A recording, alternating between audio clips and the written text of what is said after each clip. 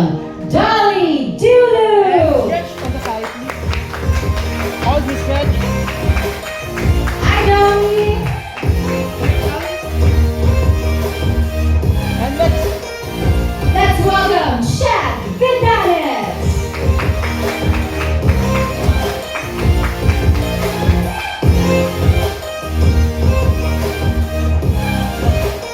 Ang naging isang Dimples Romana!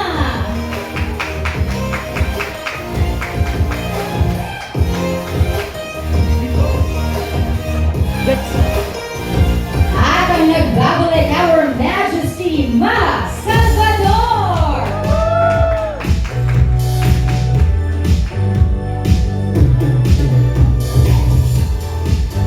Let's give it up for James Reed!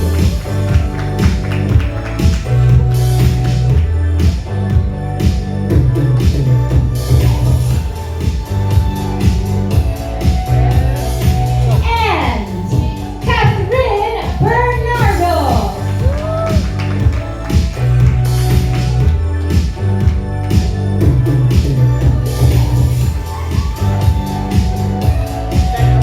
Hello everybody!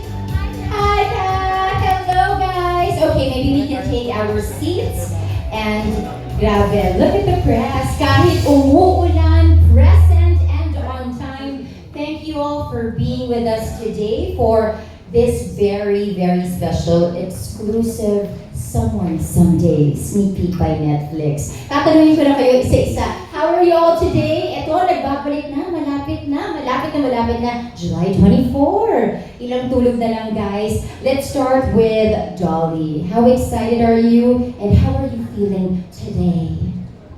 Thank you for that wonderful question. Sobrang excited kasi syempre we've been working for this stereo for so long. So finally, malapit na, ilang tulog na lang. Actually, nagulat nga kami na, sa Friday na nga pala Oo, siya, diba? diba? So, Ang bilis! Ang bilis. Nag-next Netflix lang tayo ng February, tapos bilang, uy, we're here now. Ito, ang nagbabalik si Mommy Madge. Madge, how excited are you? Ito na, at mamaya, ang dami namin tanong tungkol sa role mo. Thank you. Siyempre, Gretchen, excited ako dahil finally, masashare na namin ang Someone Someday through Netflix. Mapapanood nyo na yan. Ang bilis. Friday, parang kakastart lang namin. Di ba, ang mga promo natin, and now, eto na kami. Malapit nyo na mapanood. So, exciting. Exciting indeed. And si James, parang, James, sabi mo rin, medyo kinakabahan ka sa pagbabalik teleserye. Ngayon ba kinakabahan ka or excited na? Even more now. Talaga? But it's thank you everyone for being here and supporting the show with Netflix. We're so excited. Yeah, I agree. Time is just flown. It's crazy that we're here right now. And medyo yung music mo rin mapapakinggan natin dito sa show, di ba? One of my favorite parts of the show. Yay! And we will get into that later. And ngayon, Kath, 2022 since Too Good to Be True. And now, nagbabalik teleserye ka with Netflix for Someone Someday. How excited are you? Very excited. Hi, Gretch. Good to see you. Hi, See you. guys. Good evening. Yes, I'm very excited. My last series was 2022, correct? And that was during the pandemic. That was actually parang our first partnership then with Netflix and ABS. So it's good to be back. Of course, Netflix keeps on growing, and we're just glad that we're here again to offer a show, and hopefully it will reach parang wider audience. So thank you to all our press and everyone who made time. Kasi ilang tulog na lang, so we need all the help we can get before namin i-launch siya officially on Friday. Ang lapit na kasi Tuesday na nga ngayon, Yes. di ba? Sa tumbling na lang, ito na. Eh si Dimples, ikaw naman, how excited are you na mapapanood na finally ang Someone I'm Someday? so thrilled. As you know, last time I worked with Catherine was Mana Tama ba 16? Like we were kids, both of us. Yes. Dimples, tama ba 16 years ago yun? That's right. What? Yes. Gosh. So nag-abot-abot at umikot ng lahat. It came full circle for all of us. Mhm. I'm excited to be working with Direct Chad. I worked with him, pero hindi pa siya director noon. nasa set pa kami nila Direk Cathy and Madge and James and Direk Dolly. So now with Netflix, we're so grateful that you're all here tonight. Salamat po for your support. Thank you. At si Direk Shad naman. Direk Shad, I remember you said dun sa next on Netflix event ng February na how exciting it is to share yung core values nating mga Pilipino and with Netflix on a global stage. So, eto na, how do you say yung how does Pinoy's love on a wider audience? Paano natin share with this show itong storya ng Someone Someday? Well, if you get to see the uniqueness of the relationship of our characters, I think it's very true to how us Filipinos treat each other as families, as friends, as workmates, as lovers. And I think that's what will show to the global audience that how we differentiate ourselves from their kind of love. And how was it working with Netflix for this show? It's always a pleasure for working with Netflix. Grabe yung dedication and yung quality control and yung paano nila i-curate yung content na how to showcase the talents of the Filipinos to the global stage. Dolly, ikaw naman, what are you most excited for now that the viewers will finally see itong Someone Someday and sa Netflix may experience yung kwento, and how fun was it doing this story?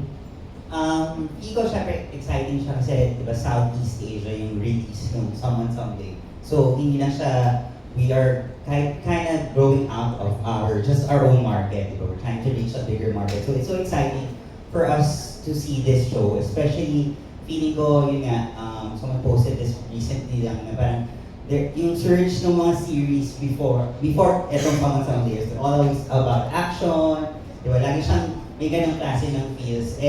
Growing up, di ba, laging love story or something interesting. Mga ganyan, nasa love yung main na pinapanood ng mga tao sa TV.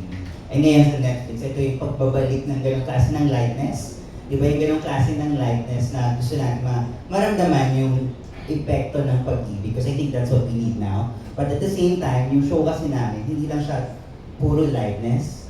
Meron din siyang mixture of yung darkness. So I think we're getting the best of both worlds. Diba? Right. We are introducing something new, and at the same time, we are refreshing din sa kung ano yung nakasanayan pa rin nila ngayon. So parang, it's a good reminder kasi ganun yung show namin parang sabi nga nila, you'll feel everything dito sa show namin. So, kikilitin ka, kakabahan ka, takot ka, hindi mo na alam. Pero it's gonna be a fun ride, di ba? Yun lang naman ang kailangan lang mag-commit nila dun sa relationship ng bawat characters. Kasi I think all the characters bring something different.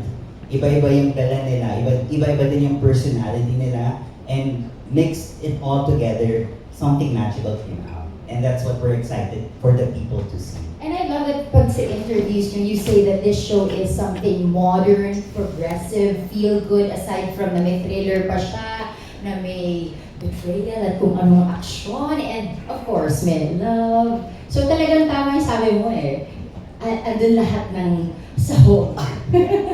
Now this question goes to Catherine, Maha, Dimples, and James. Now, it's safe to say that everyone was hyped nung lumabas yung trailer ng Someone Someday, and then when it dropped, without giving away too much, can you please introduce your characters to everybody?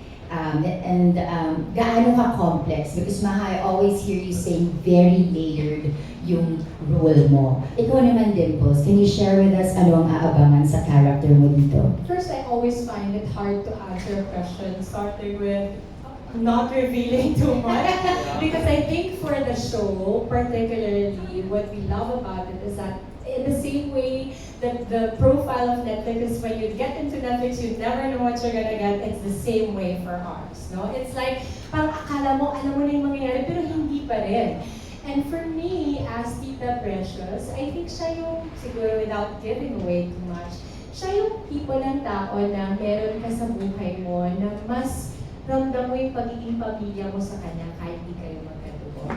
We always have that one person, and maybe two or three for all of us, na parang, grabe no, itong taong to, laging nandyan sa akin, mamahalin niya ako, alagaan niya ako, kahit hindi ko siya kadugo. And for me, I think particularly that is my character as the Precious in terms of relation with Kat. Hanggang doon na lang yung kikwento ko. Hindi ko natatanungin kung mabait ka or hindi. Ang ganda na lang daw.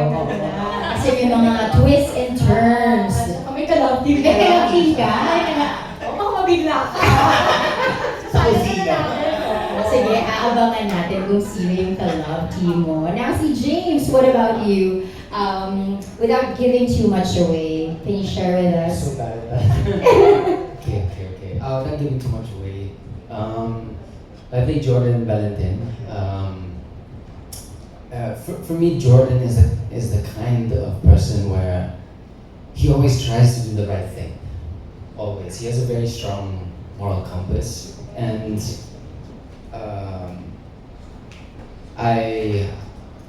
very, what's the word I'm looking for? It's very honorable, actually. Jordan is a very honorable character, very loyal, and what I like about him the most is his passion for music. You know, how he expresses himself through writing songs. So you could relate. Do you see a part of you? I can relate because in real life, I wrote those songs. How many songs can we expect na? I think sabi mo it's 5? 4 or 5. 4 or 5, di ba? Yeah. Yes. We'll see. Maybe Kinig, 6. James, kinikilig ka ba na part yung songs mo ng project na ginagawa mo? I'm super honored that my music was able to make it into the show. I've been focusing on music for the last 5-6 years. So being able to integrate that into a project of this scale, I'm super honored. I'm just curious, were you the one who told, Dre, put naman my music? Or was he the one who said, can we put your music in the show? I'm not sure. I definitely fought for it. Yeah, I really Pinush worked ni hard. James talaga, ilagay dito sa soundtrack yung music ko. But how long were your last teleserye was about 10 years? Apparently 10 years ago. Wow. Right? So coming into the set, were you nervous from the first day? I was nervous from when they first pitched it to me. And they said that Catherine would be part of it. I think I was nervous from that point. But I'm super grateful that it's been 10 years, and the trust that ABS-CBN and Dreamscape have in me to be able to do this project. And of course, I thank you so much to Kat as well for accepting this project. And yeah, I'm super grateful. Thank you, James. Si Kat naman, from 2022, ngayon ibabalik teleserye. Did you have some adjustments also? Siyempre, iba ang pag-shoot ng teleserye. And anong Catherine ang mapapanood namin dito sa Someone Someday? Adjustments, yes. There were a lot of adjustments. And actually, I think ito yung longest na parang usually kasi it takes like, a couple of taping days to warm up and to feel homey on set. But for this one, it took a while. Maybe because matagal na rin since my last series. And when you say you're doing a TV series, we all know that it's a different world, di ba? Pag sa movie. And eto sa serye, siguro new environment din for me. Like, first time working with James, with Ate Madge, with our directors as well. And then I'm back with Dreamscape after Maracolana, which was 16 years ago. So, ang daming bago. So, medyo matagal ako nag-warm up and also to get to know my character. And then your other question about my character, so I played the role of Billy Carino. So I guess you've all seen the trailer, and we also launched our poster too yesterday. So I'd like to use that as my reference na lang. So as you can see, si Billy as a CEO muna, she's one of the founders of Lovelist. As a boss, she's very she knows what she wants. She's very independent. She is a go-getter. She's the type of girl na may plano siya sa buhay. she's like that kapag sa Loveless, pag sa office. Pero just like kung anong nakita niyo sa poster, it's like the many faces of Billy, because feeling ko ganun tayo, especially women, we wear a lot of masks, right? Like, I'm like this when I go to the office, I'm like this when I'm at home, I'm like this when I'm with my friends, and I think ganun si Billy. So she's like this kapag sa office, and then once she gets home, nandiyan na si Tita Press, yung sinasabi ni Ate Lims kanina. Konting-konti lang yung meron siyang pamilya. So pag sa bahay, makikita niyo na she's like the complete opposite of the girl boss you see in Loveless. And also, pag kasama niya si Jordan, yung safe space niya, the best friend niya, which is James' character, it's a different mask na ibibigay din ni Billy. So ang daming layers ng character niya. Iba rin siya sa mga taong medyo alam niyo niloloko siya. So I think it's interesting because we made sure that Billy is just like us. She's human and she's not, I think, the typical lead character na makikita natin. And feeling ko ito yung pinakamaraming layers din na na-portray ko when it comes to TV series. That's why I enjoy creating Billy. Ako, excited tayo mapanood yan, Catherine. Yeah. Nakakapagod siguro yung maraming layers na yun. Yeah, it is. It is. Diba? It's tiring, really. Yeah. Kasi kailangan mo siya Switching. gawin real, Yes. switching. And then iba yung dynamics niya sa bawat character. So minsan, tatanong ko sila, so paano pag tayo, right? It's hard to balance it. Pero I think the challenge naman, lahat naman tayo likes the challenge, and it's very fulfilling once you've done something or feeling ko nagawa ko yung kailangan sa eksena. But yes, it takes a lot of courage, a lot of effort, and so much more. And it's so refreshing kasi first time rin makatrabaho si Madge and si James. First time, diba? yes. Si Ate Dips lang actually yung nakatrabaho ko sa lahat ng Yes. cast, I think. Pero lahat kami first. Yeah. Meron bang kapaan in the beginning, getting to know, ganon? Or Yes, siya, meron. Yeah. Meron, for sure. Meron? Yeah. Kasi I've known Ate Madge for quite some time now, but I know Ate Madge as like, you know, my sister in the industry, and Ate Dims also. Pero iba naman talaga kapag nasa set tayo. So, iba kung paano mo kilalanin yung isang artista na katrabaho mo. And syempre, may adjustments din doon kung paano kami. But you know, overall, siguro one thing in common sa aming lahat, we're all hungry. We want this to work, and it's the project that we're all parang fully committed in. So, yun yung humahawak sa amin lahat. Ang laking bagay yung hungry, no? Yung ano ka, excited ka. Parang Madge, diba? Since you became a mom, ito yung show mo ulit. It's your comeback also. So, gigil na gigil ka ba? Bumalik kayo sa set.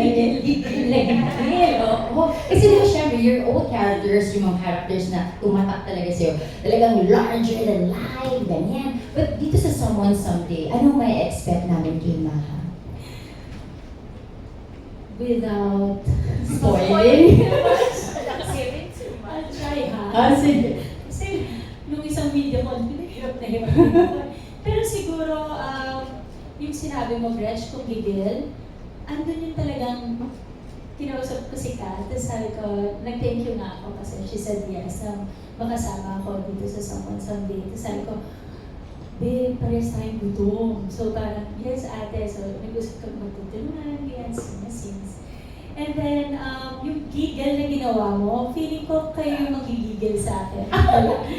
Sa trailer pa lang, medyo hindi ko maintindihan. Takot ako sa'yo, bad ka ba? Parang Sabihin na lang natin, ako po si Abby dito.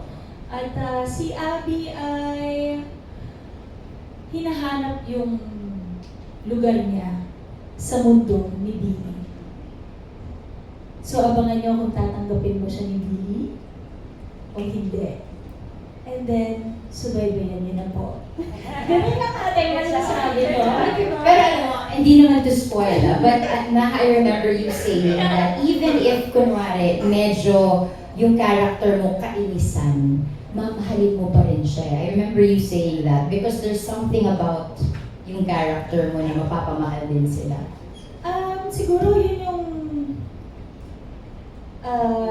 galing ng mga Pinoy, na ating mga creatives, na ating mga writers. at yung mga directors namin, yung alam nilang balansehin.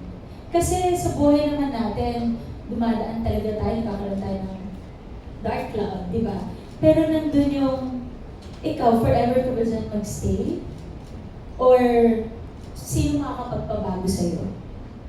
May ganyan. So, madami. Ang hirap, Gretch. Ang cryptic nga nun. Abangan na lang natin talaga paano mag-unfold ang kwento. Oo. Gabi-gabi.